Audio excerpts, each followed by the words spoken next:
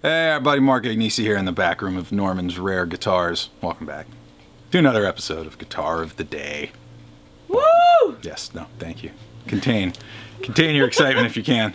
Another rainy day here in LA. God, we're doing this earlier than usual because I have to leave a little early today. I've got the big preschool fundraiser dinner tonight because they don't get enough of my money. I also have to, provide auction items, pay for a babysitter, buy 2 tickets to this event, which has no alcohol. What? Oh, and then spend some more money. Yeah. Fantastic. Exactly what I want to be doing tonight on my Friday night, on my kickoff to St. Patty's Day weekend. A dry preschool thing with other parents. Other parents are the fucking worst. Let's see. Ray Harding, happy 71st birthday. All the way from the land down under. Happy birthday. Throw another shrimp on the Barbie there, homie. Happy birthday, another year. Also, Dave Butcher, good luck on your finals, dude. Good He luck. said he's gonna fail or something. I wish him good luck. Dude, if this show is the whole thing hanging on whether or not you're passing your finals, you weren't paying attention. Let's just be honest. It's Flat Top Friday. We're about to kick off St. Patrick's Day weekend. Sometimes timing is everything. And this thing walked in the door earlier this week. I was like, yeah, we've never done one of those. I'll do that for Flat Top Friday this week. And then I'm like, it's St. Patrick's Day too on Saturday. You guys are going to like this. Check this out. This is from 1968. This is an original The Grammar guitar in St. Patrick's appropriate Greenburst finish. Ooh, yes. Yeah, flame maple back and side, spruce top, rosewood board and bridge. Wow. Some of you guys are asking all sorts of questions right now. Mark, what the hell is a Grammar guitar? Mark, why is it green? You can barely see the green though. You can see a little You better can on see the back. yeah. The maple takes it a little right better there than on the the spruce side. does. Oh, yes. Yeah. Right there. Look how bitchin' that is. The wood though. Yeah, that's flamed maple right there. So yeah, how many people know what this is? Probably not many of you. So let's talk about the Grammar guitars because they're pretty rare, and they are collectible. There's people that are obsessed with these guitars. To start off, the Grammar guitar, Billy Grammer was the guy. He's a Nashville guitar player, songwriter. He's a great singer, had a couple of hit records, was a member of the Grand Ole Opry, all of that stuff. But he also had a taste for business. And he wanted to make a great flat top guitar. And he had his name, and he had a lot of friends in Nashville that could help with that.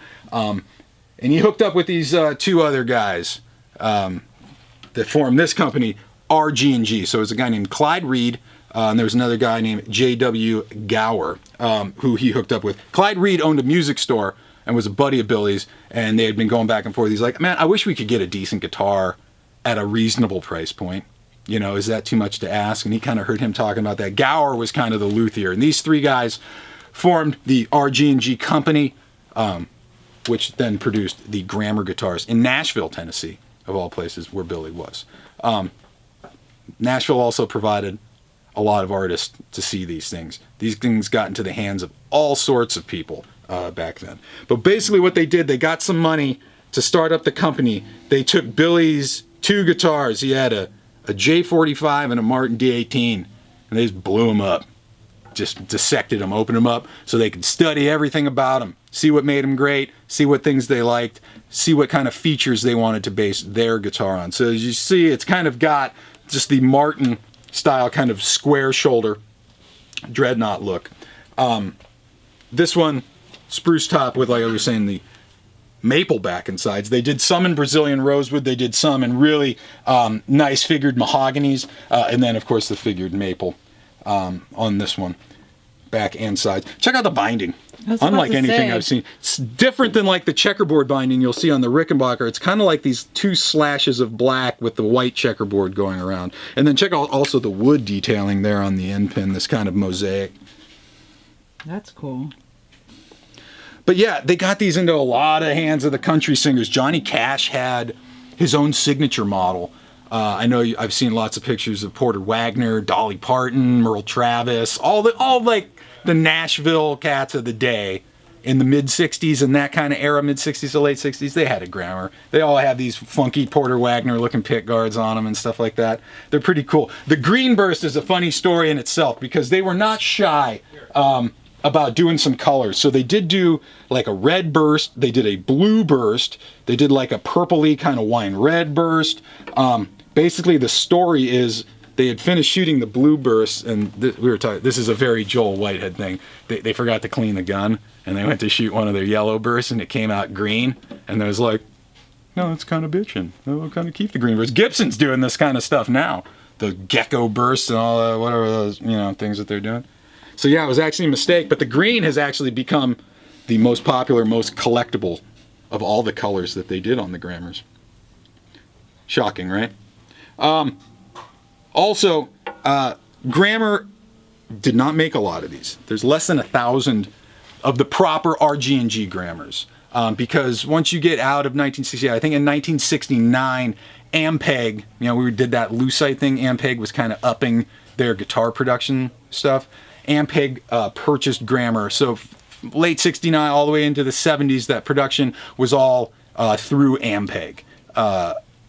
Then when Ampeg got bought and all that kind of stuff, the whole company kind of dissolved and fizzles. But there's less than 1,000 of the original pre-Ampeg Grammars. They actually started the serial numbers at 1001 to prevent... Sorry. It's okay. You all right there, girl? Mm-hmm. You need some water? Okay, no, I'm good. I'm good. They started serial numbers at 1001. That guitar is actually in the Country Music Hall of Fame. But so they would know if somebody tried to send a counterfeit back that was under it, they would know that it was a fake. But they started at 1001. This one right here is number 1884. I was reading on the grammar forms and all that stuff. I think the latest number that the guy that was writing all this stuff had ever seen was 1891, which is 7 serial numbers away from this one. So this one's definitely one of the last of the pre-Ampeg ones. And look at the condition, man. With the original lifting case, very similar to what came with the Gibsons, other than a few knocks and bumps and stuff. The back really and sides clean. Are my favorite, though. That is pretty cool. But I mean, come on, we're on Eve of St. Patrick's Day. I got you an original late 60s freaking green acoustic guitar for Flat Top Friday. What do you want from me? Let's go to the couch. Let's strum this thing with a pick. We'll tickle it. We'll tickle this little leprechaun with our fingers. I'm going to go get this night of parents and sobriety over with. All right, we're out front. We have the 1968 Grammer guitar, original Greenburst finish, maple back and sides with the Sitka spruce top. Let's put it through the paces real quick. We'll start with the flat pick, and then we'll switch to the fingers in just a second.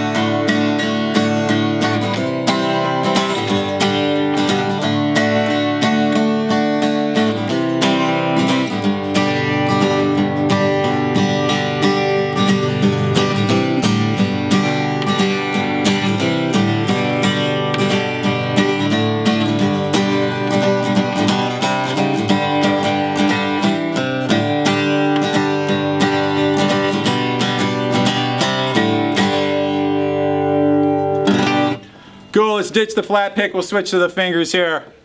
We'll get in the old St. Patty's spirit here, why don't we?